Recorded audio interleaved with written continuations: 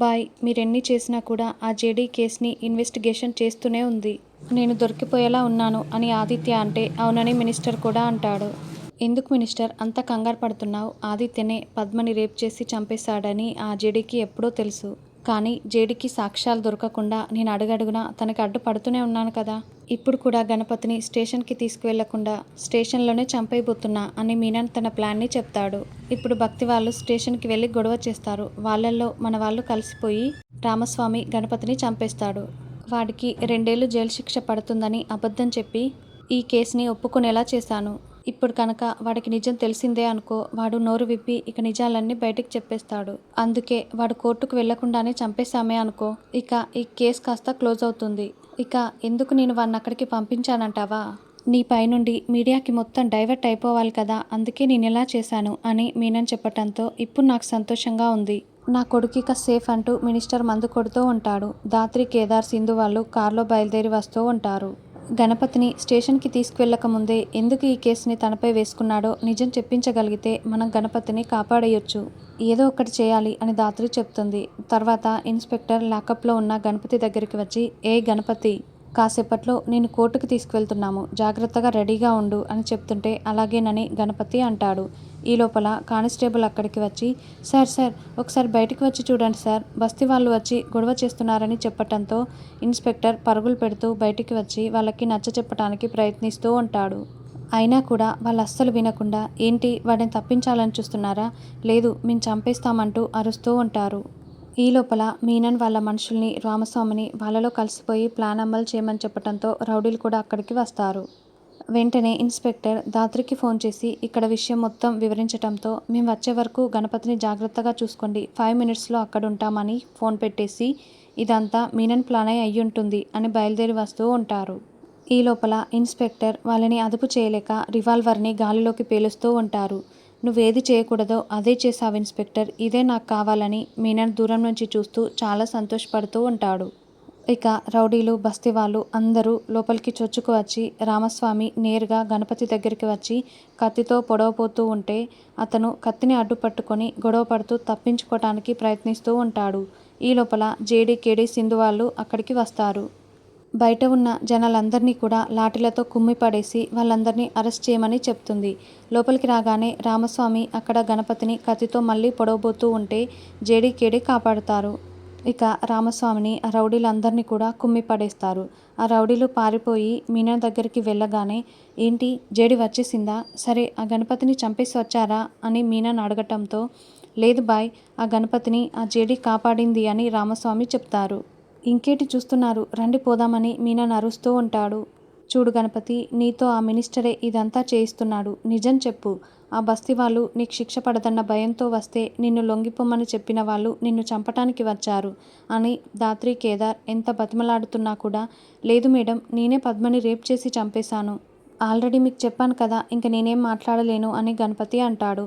ఛ, ఏంటి వీడు ఇంత అడుగుతున్నా కూడా నోరు విప్పటం లేదు అని దాత్రి మండిపడుతూ ఉంటుంది. చూడండి ఇన్స్పెక్టర్, మీరు వెంటనే ఆ గణపతిని మా స్టేషన్కి హ్యాండ్ ఓవర్ చేయండి, నేను చూసుకుంటానని దాత్రి చెప్తుంది. ఇంత జరిగినా కూడా నోరు విప్పలేదంటే ఇంకెప్పటికీ నోరు విప్పడనే కదా మేడం అని సింధు అంటే, అసలు గణపతిని ఏం చెప్పి ఒప్పించాడో గణపతి ఇంటి నుండి మొదలు పెట్టాలి, పద అక్కడి నుండి ఇన్వెస్టిగేషన్ మొదలు పెడదామని దాత్రి అంటుంది. జేడీ, నీ నెక్స్ట్ స్టెప్ ఏంటబ్బా అని మీనన్ ఆలోచిస్తూ ఉంటాడు. తర్వాత జేడీ, కేడీ, కిరణ్, రమ్య, సింధు గణపతి వాళ్ళ ఇంటి దగ్గరికి వస్తారు. మేడం, అదే గణపతి వాళ్ళ ఇల్లు అని సింధు చెప్పటంతో, సరే కిరణ్, రమ్య మీరిద్దరూ ఇక్కడే ఉండండి, మేము వెళ్ళి లోపలికి వెళ్ళి నిలదీసి వస్తాము అని జేడీ చెప్తుంది. ఇప్పుడు లోపలికి వెళ్తే వాళ్ళ అమ్మ నాన్న ఏం మాట్లాడతారు, అసలు గణపతికి ఏం చెప్పి ఒప్పించాడన్న నిజం బయటికి రావాలి, రాకపోతే అని సింధు అంటుంది. రాకపోతే మేడం దగ్గర ప్లాన్ బి ఉంది, అందుకే మా ఇద్దరిని ఇక్కడే ఉండమని చెప్పింది అని రమ్య అంటే, అవునా, ప్లాన్ బి కూడా ఉందా అక్క మేడం అని సింధు అంటే, మేడం దగ్గర ప్లాన్ సి కూడా ఉంటుంది రెడీగా అని రమ్య చెప్తుంది. అయితే ఏబీసీ అన్నీ నాకు చెప్పేయండి, ఏది బాగుంటే అందులో నేను పార్టిసిపేట్ చేస్తానని సింధు అంటుంది. ఇది స్పోర్ట్స్ కాదమ్మా, నీకు ఇష్టం వచ్చిన దాంట్లో పార్టిసిపేట్ చేయటానికి ఎవరు ఏది చేయగలరో నాకు తెలుసు కాబట్టి కిరణ్, రమ్యని ఇక్కడే ఉండమని చెప్పాను, నువ్వు నాతో పాటే రా అని దాత్రి చెప్తుంది. ఆంటీ, మీ గణపతి ఫ్రెండ్స్మే అని జేడీ, కేడీ, సింధు లోపలికి వస్తారు. రండమ్మా రండి, మీరు గణపతికి ఏ విధంగా ఫ్రెండ్స్ అని ఆవిడ అడుగుతూ ఉంటుంది. గణపతి వాళ్ళ నాన్న బెడ్పై పడుకొని సెలైన్ పెట్టుకొని ఉంటాడు. అంకుల్కి ఏమైంది అని జేడీ అడగటంతో, అంటే గణపతి మీకు ఫ్రెండ్ అని చెప్తున్నాడు, మరి ఈయనకేమైందో మీకు తెలీదా అని ఆవిడ అడగటంతో, అంటే హెల్త్ బాగోలేదని మాత్రమే చెప్పాడు, ఏమైందో వివరంగా చెప్పలేదని ధాత్రి అంటుంది. చూడమ్మా, ఆయనకి 2 కిడ్నీలు పాడైపోతే మొన్ననే కిడ్నీ ఆపరేషన్ చేశారు. ఒక కిడ్నీ డొనేట్ చేశారు.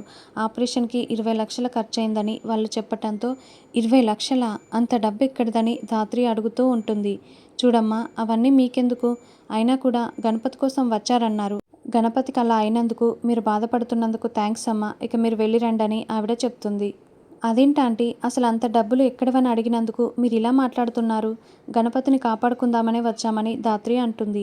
చూడమ్మా, వాడు అలాంటి పని చేశాడంటే మాకు కూడా నమ్మాలనిపించటం లేదు. ఇదంతా గణపతే చూసుకున్నాడు. మా పుట్టింటి వాళ్ళు పెట్టిన నగలు ఉంటే వాటిని తాకట్టు పెట్టి ఈయనకి ఆపరేషన్ చేయించానని ఆవిడ చెప్తుంది. అవునా ఆంటీ, అంత డబ్బులొచ్చాయా మీకు బంగారం తాకట్టు పెడితే అని ధాత్రి అడగటంతో, అవును, పక్క వీధిలో ఉన్న సేటు దగ్గర తాకట్టు పెట్టాంలే అని ఆవిడ అబద్ధం చెప్తుంది. అయినా కూడా ఆంటీ, ఇప్పుడు గణపతిని కాపాడుకుందామంటే మీరెందుకు రావటం లేదు అని ధాత్రి అంటే, అలాంటి వాడికి శిక్ష పడాలమ్మా. అయినా ఆడపిల్లల జోలికి వెళ్ళినవాడు శిక్ష పడి అనుభవించి తీరాల్సిందే అని ఆవిడ అంటే, మాకు తెలిసి గణపతి చాలా మంచివాడు, అలాంటి పని చేయడు కదా అని ధాత్రి అంటుంది. అవన్నీ మాకు అనవసరం, వాడు చేశాడని అందరూ చెప్తున్నారు కదా, వాడికి శిక్ష పడాల్సిందే అని ఆవిడ అంటుంది. అంటే పోలీసులు ఎన్కౌంటర్ చేస్తారేమోనని భయంగా ఉంది అని ధాత్రి కేదార్ చెప్పగానే, ఏంటి, మా గణపతిని ఎన్కౌంటర్ చేసేస్తారా? ప్రాణాలు తీసేస్తారా? వాడు అసలు ఏ తప్పు చేశాడని, నా కోసం వాడెంత చేస్తున్నాడు, తండ్రిని కాపాడుకోవటం కోసం అని అతను అరుస్తూ ఉంటే, ఏవండి మీరు కాస్త ఊరుకోండని ఆవిడ మధ్యలో అడ్డుపడి, క్షమించండమ్మా, అతను మందులు వేసుకుంటున్నాడు కదా, అందుకే మా ఆయన నోటికి ఇష్టం వచ్చినట్టు మాట్లాడుతున్నారు. అవేవి పట్టించుకోకండి, మా రాత ఎలా ఉంటే అలాగే జరుగుతుంది. దయచేసి మీరు ఇక్కడ నుండి వెళ్ళండమ్మా అంటూ ఆవిడ దండం పెట్టి చెప్పటంతో, అలాగే ఆంటీ అంటూ వాళ్ళు బయటికి వచ్చేస్తారు. మేడం, వాళ్ళు నిజం చెప్పారా అని రమ్య అంటే, వాళ్ళు ఒక్క క్లూ కూడా ఇవ్వలేదు తెలుసా, గణపతి కంటే బాగా స్ట్రిక్ట్గా ఉన్నారు, అంత బాగా తప్పించుకొని మాట్లాడారు అని సింధు అంటే, లేదు, వాళ్ళు దొరికిపోయారు. గణపతి వల్లే ఈ ఫ్యామిలీ మొత్తం నడుస్తుంది. వాళ్ళ నాన్నకి 2 కిడ్నీలు పాడైపోయాయి. ఇన్ఫ్లుయెన్స్ ఉపయోగించి కిడ్నీ ఆపరేషన్ చేయించారు. ఖచ్చితంగా వెనుక నుండి ఇదంతా ఎవరో నడిపిస్తున్నారు. వాళ్ళెవరన్నది మనం సాక్ష్యాలతో కనిపెట్టాలని ధాత్రి అంటుంది. అయితే ఒక పని చేద్దాం అక్క మేడం, ఇప్పుడు గణపతి బ్యాంక్ అకౌంట్ మొత్తం చెక్ చేశామనుకో, 20 లక్షలు ఏ అకౌంట్ నుండి వచ్చిందో తెలిసిపోతుంది. అప్పుడు అతన్ని పట్టుకోవచ్చని సింధు అంటే, ఇంత చేసిన వాళ్ళు బ్యాంకులో ఒక్కసారిగా గణపతి పేరు మీద 20 లక్షలు పడితే దొరికిపోతారని వాళ్ళకు తెలియదా? క్యాష్ ఎందుకలా బ్యాంకులో వేస్తారు? అలా చేసుండరు, వాళ్ళు చాలా పకడ్బందీగా ఉన్నారు అని ధాత్రి కొంత డబ్బుని కవర్లో పెట్టి, చూడు రమ్య, ఈ కవర్ని తీసుకువెళ్ళి వాళ్ళ చేతికి ఇచ్చి నేను చెప్పమన్నట్లు చెప్పు అని ఏదో ఒక ప్లాన్ చెప్తుంది. మేడం, మీరు ప్లాన్ బిని అమలు చేస్తున్నారా? సూపర్ అక్క మేడం అని సింధు పొగుడుతూ ఉంటుంది.